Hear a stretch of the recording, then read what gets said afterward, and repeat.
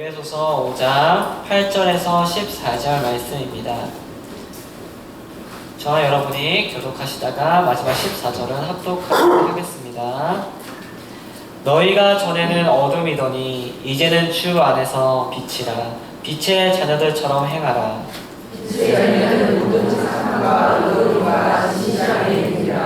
주를 기쁘시게 할 것이 무엇인가 시험하여 보라.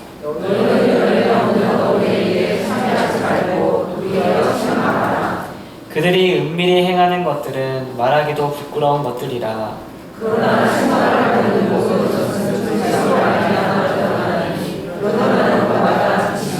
다 같이 하시겠습니다. 시작. 그러므로 이르시기를 잠자는 자여 깨어서 죽은 자들 가운데서 일어나라. 그리스도께서 너희에게 비추시리라 하셨느니라. 아멘. 지금 이 시간에는 우리 이정환 담임 목사님 나오셔서 빛의 자녀처럼 행하라 라는 말씀의 제목으로 말씀 증거하실 때 많은 은혜 받으시기 바라겠습니다. 오늘 성령 강림 주일입니다. 성령 강림 주일이 굉장히 중요한데요. 신약의 교회가 탄생하고 또 시작된 날이기 때문입니다. 그래서 성령 강림 주일에 맞는 설교를 하려고 했으나 제 계획상, 목회 계획상 6월 그러니까 순장반이 끝나는 그 날짜에 맞춰서 에베소서도 끝내려고 하는 계획이 있어서 성령 강림 주일에 맞는 말씀은 내년부터 그렇게 설교하도록 하겠습니다. 오늘은 진행하던 대로 에베소서를 진행하도록 하겠습니다. 우리 말씀 듣기 전에 앞비자로 인사했으면 좋겠습니다. 만나서 반갑습니다.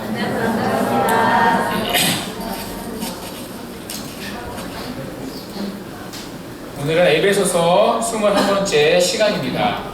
에베소서는 크게 이 두 부분으로 나눌 수 있습니다. 1장부터 3장까지는 교리입니다. 4장부터 6장까지는 이 교리에 대한 적용을 다루고 있습니다. 1장부터 3장까지 바울이 가르친 교리의 핵심은 이 교회론이었죠. 4장부터 6장까지 바울은 교회론을 적용하기 시작합니다. 교회로 부름받은 우리가 어떻게 살아야 하는가 이 적용을 다룹니다. 쉽게 말해서 행함을 다룹니다. 그래서 4장부터 6장까지 흐르는 하나의 단어가 있습니다. 바로 행하라 라는 단어인데요. 이 4장 1절에 이렇게 권면합니다. 너희가 부르심을 받은 일에 합당하게 행하라. 4장 17절은 이렇게 권면합니다. 너희는 이방인이 그 마음에 허망한 것으로 행함같이 행하지 말라. 5장 2절은 이렇게 권면합니다. 너희도 사랑 가운데서 행하라. 흐름이 보이시나요?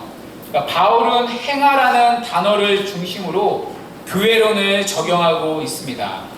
오늘 본문 역시 이렇게 시작합니다. 우리 8절 읽었지만 다 같이 한번 읽어보도록 하겠습니다. 본문 8절 시작.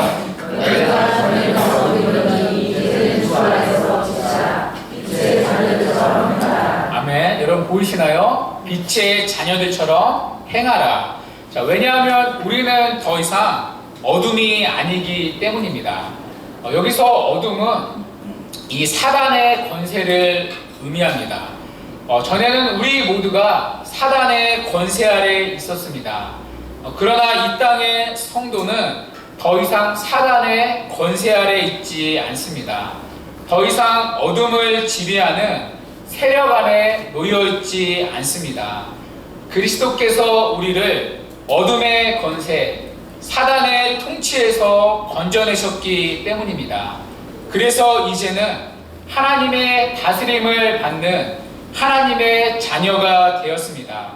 빛이신 하나님의 자녀가 되었습니다. 그래서 바울은 우리에게 이렇게 도전합니다. 빛의 자녀들처럼 행하라. 그렇다면 빛의 자녀처럼 행하는 것은 어떠한 삶입니까?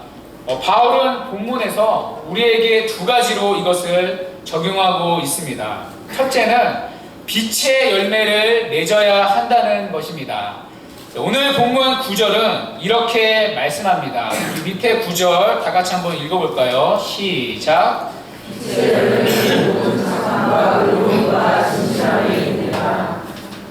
아멘. 빛의 자녀로 사는 첫 번째 삶이 무엇입니까? 빛의 열매를 맺어야 한다는 것입니다. 특별히 바울은 우리가 맺어야 할 빛의 열매를 이 세 가지로 제시합니다. 착함, 의로움, 진실함. 먼저 착함은 헬라어로 아가소스네입니다. 이 갈라디아서 5장 22절에 보시면 이 성령의 9가지 열매가 나오죠. 그 중에 양선이라는 열매가 나옵니다. 양선이 바로 오늘 본문의 착함과 같은 단어입니다. 아가소스네라는 단어입니다. 영어로는 good, nice입니다. 그러니까 쉽게 말해서 선함이라는 뜻이겠죠. 이 착함, 선함의 반대말은 이제 악함입니다. 우리가 빛의 자녀로 살고 있는지 판별하는 기준이 무엇입니까? 다른 사람이 우리의 착함을 인정하는 것입니다. 그렇다면 우리의 주변의 사람이 우리를 어떻게 보고 있습니까? 여러분을 착하고 선하다고 인정하고 있습니까? 오히려 여러분을 생각할 때 악하다, 못됐다라고 판단하지는 않습니까? 그 집사 참 아착 같다. 절대 자기는 손해 안 보려고 하는 계산적인 사람이다. 그런 평가를 듣고 있지는 않습니까? 그렇다면 빛의 열매가 없다는 것입니다. 두 번째는 의로움인데요. 우리가 착하다고 했을 때 그 착함은 흐리멍텅한 착함이 아닙니다. 반드시 의로움을 동반한 착함입니다. 여기서 의로움은 올곧은 성품을 의미합니다. 그러니까 말씀이라는 기준을 가지고 타협하지 않고 올곧게 살아가는 것입니다. 그래서 그 사람의 말과 행동, 그 사람의 삶에서 하나님의 의로움이 나타나는 것입니다. 세 번째는 진실함입니다. 이것은 거짓과 반대되는 말인데요. 우리가 앞에서 거짓말에 대해서 배우지 않았습니까? 이 거짓이 없는 말과 행동이 이 진실함입니다. 이 다른 말로 위선적이지 않은 겉과 속이 같은 것을 의미합니다. 그런데 여기서 중요한 것이 있습니다. 이 세 가지 빛의 열매에 공통점이 있습니다. 무엇입니까? 하나같이 성품과 관계된 것입니다. 여러분 이것이 쉽게 이해가 되십니까? 지금 에베소서는 교회론에 관한 말씀입니다. 그렇다면 교회가 맺어야 할 당연한 열매가 무엇이죠? 전도하라, 구제하라, 봉사하라, 설교를 잘하라, 조직을 잘 세워라, 성장시켜라. 여러분 이것이 더 어울리는 열매 아닙니까? 그런데 에베소서 어디에도 그것을 요구하지 않는다는 것입니다. 오히려 끊임없이 에베소서가 우리에게 요구하는 교회로의 부르심이 무엇입니까? 하나님의 성품을 닮아가라는 것입니다. 사랑 가운데 행하라는 것입니다. 거룩함을 닮아가라고 말합니다. 착함과 의로움과 진실함의 열매를 맺으라는 것입니다. 여러분 전부 다 무엇이죠? 그 행함이 기능이 아니라 성품을 요구합니다. 다른 말로 윤리적인 부분을 요구하고 있습니다. 자, 그렇다면 바울이 이토록 성품을 강조하는 이유가 무엇입니까? 이토록 윤리적인 부분을 강조하는 이유가 무엇이죠? 기독교 윤리는 내가 누구의 통치를 받고 있느냐의 싸움이기 때문입니다. 내가 하나님의 통치를 받고 있기 때문에 하나님의 성품이 도덕과 윤리로 나타나는 것입니다. 하나님은 거룩하시고 공의로우신 분이십니다.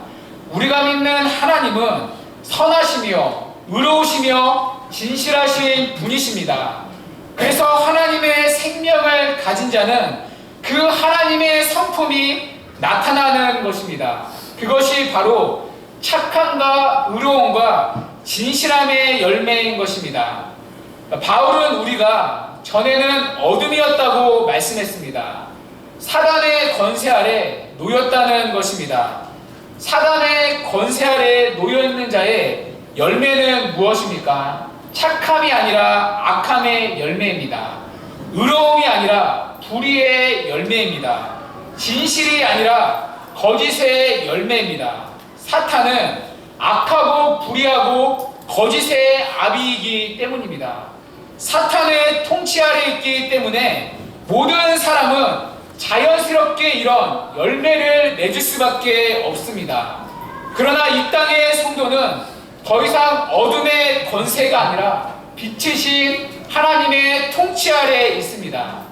빛이신 하나님은 착하고 진실하고 의로우신 분이십니다. 그래서 하나님의 통치 아래에 있다면 당연히 나타나야 할 열매가 무엇입니까? 그것이 착함과 진실함과 의로움의 열매입니다. 그래서 바울은 빛의 열매를 성품으로 확인하는 것입니다. 목사인 저도 마찬가지인데요.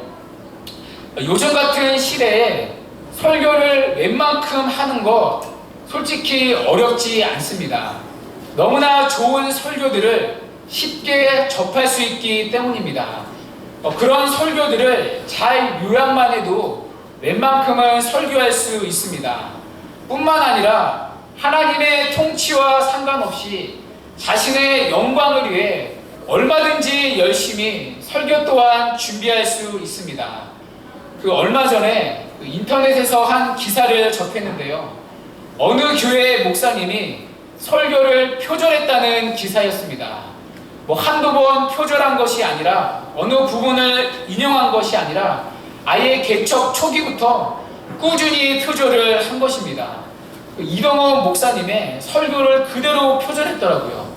아이러니한 것은 그럼에도 불구하고 그 교회는 굉장히 수적으로 많은 증가를 이뤘다는 것입니다. 교회가 성장하는 건 역시 때로는 하나님의 통치와 상관없이 얼마든지 맺을 수 있는 영역이라는 것입니다.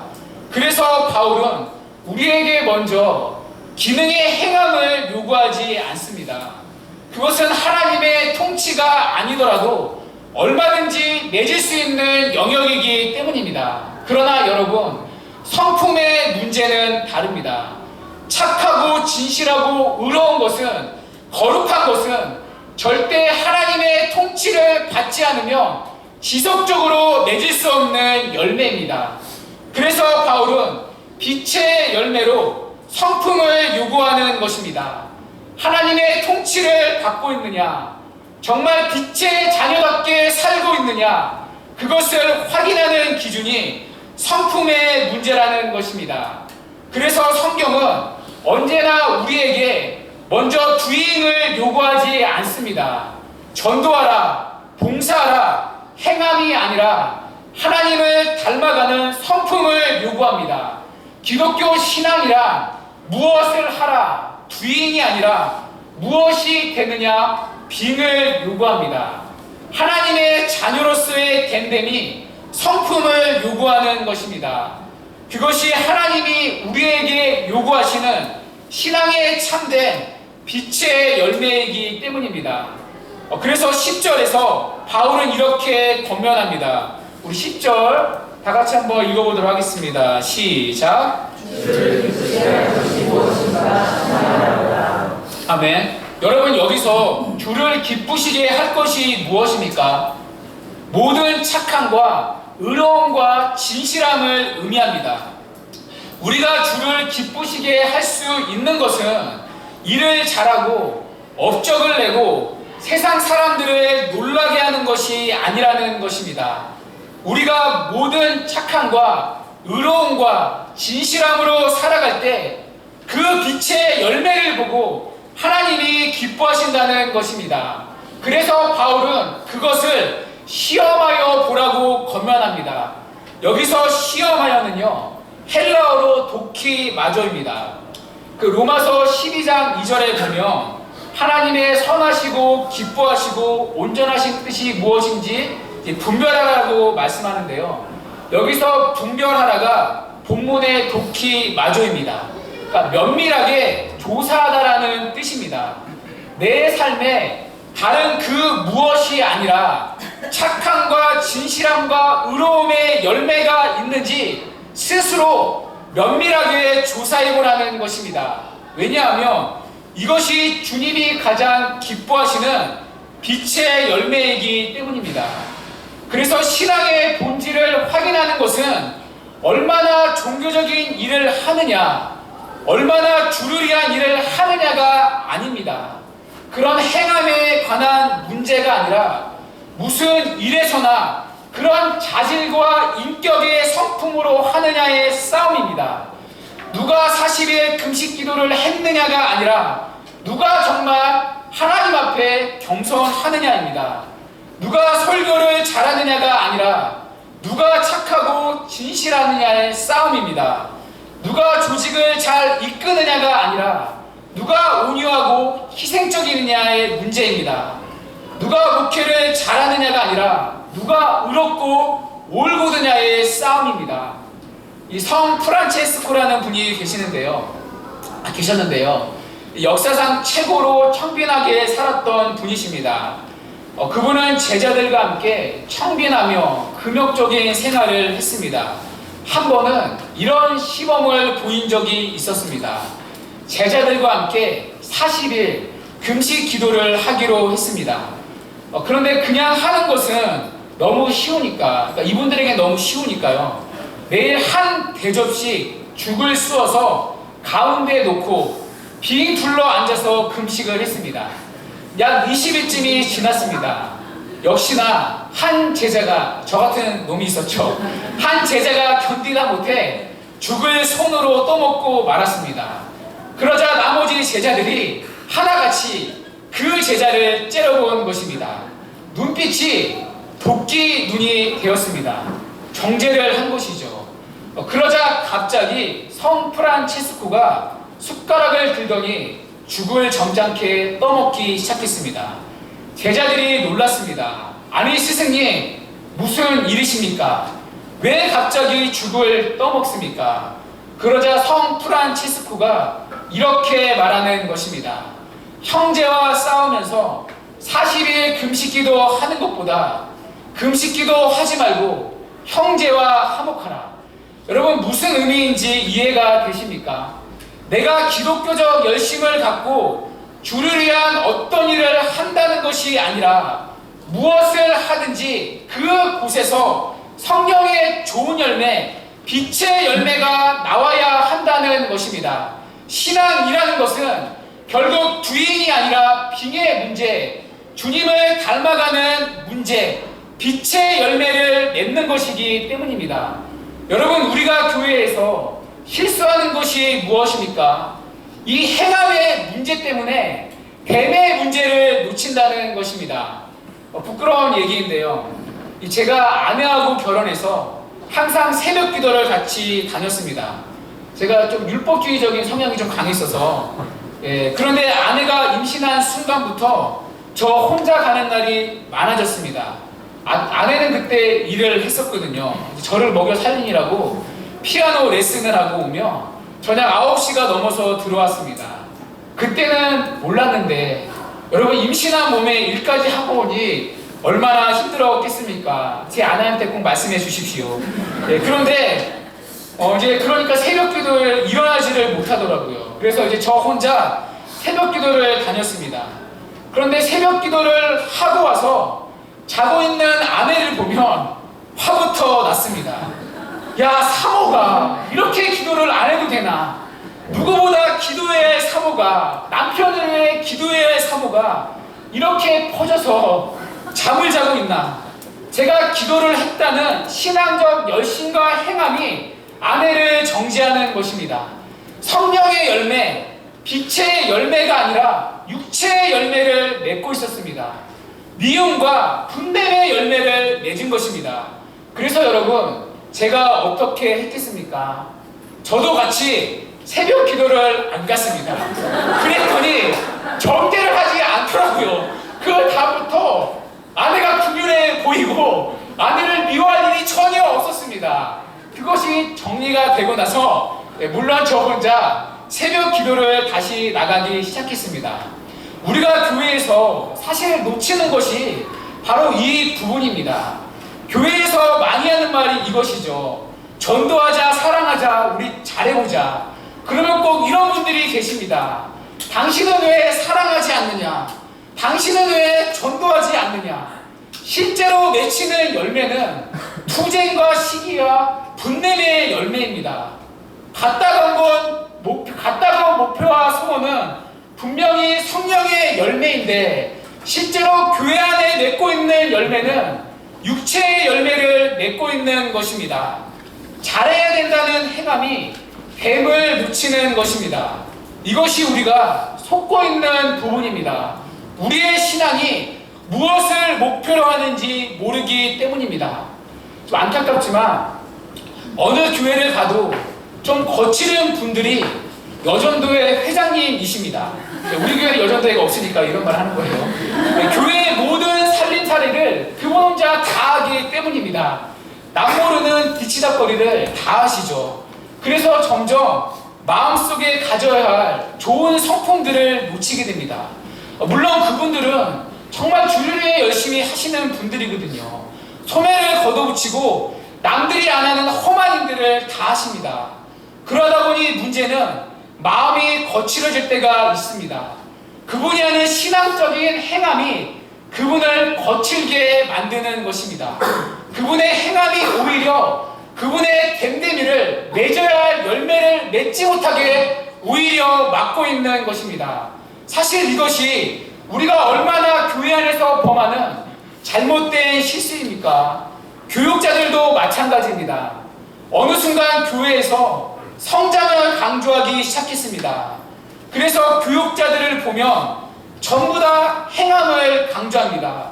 교육자 회의 때 누가 설교를 잘하느냐 못하느냐, 누가 오늘 몇 명 모였느냐, 그것으로 서로를 평가하고 경쟁을 시킵니다.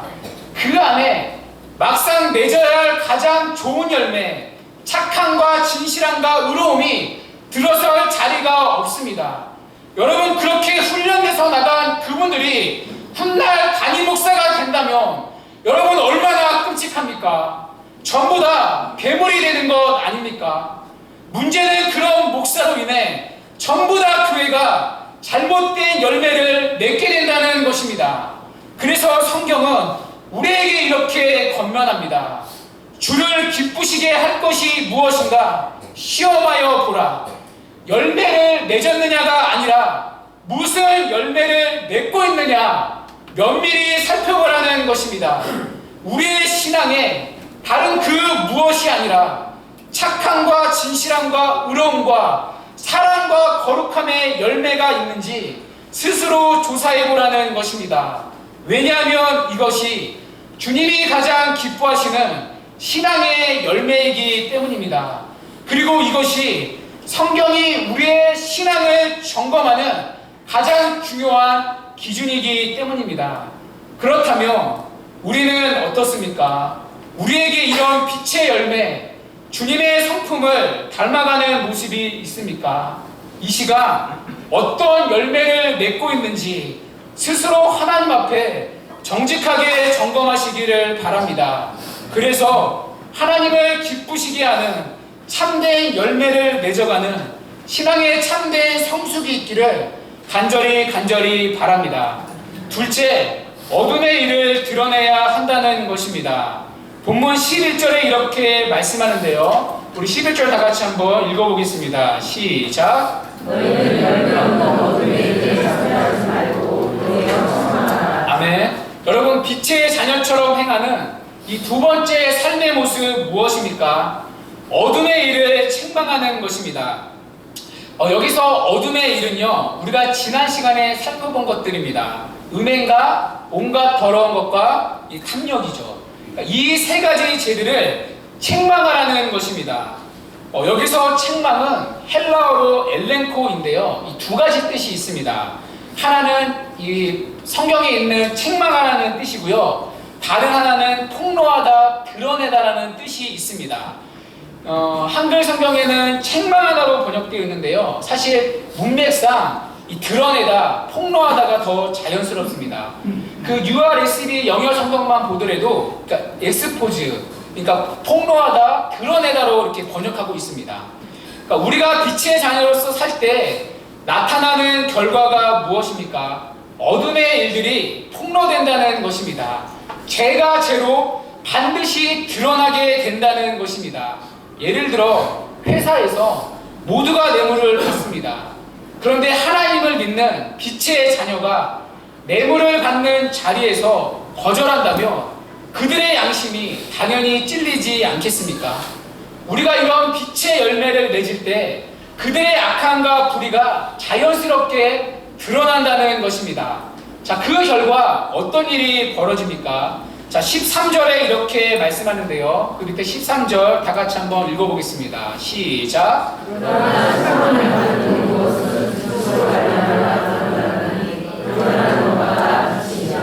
아멘. 이 부분이 좀 어려운데요. 여러분 무슨 뜻이죠? 빛에 의해서 밝히 드러나는 모든 것들은 빛으로 변한다는 것입니다. 그러니까 그들의 죄가 드러났을 때 그들 또한 회개하고 예수를 믿게 된다는 것입니다. 한 영혼의 빛은 다른 영혼을 빛으로 만든다는 것입니다.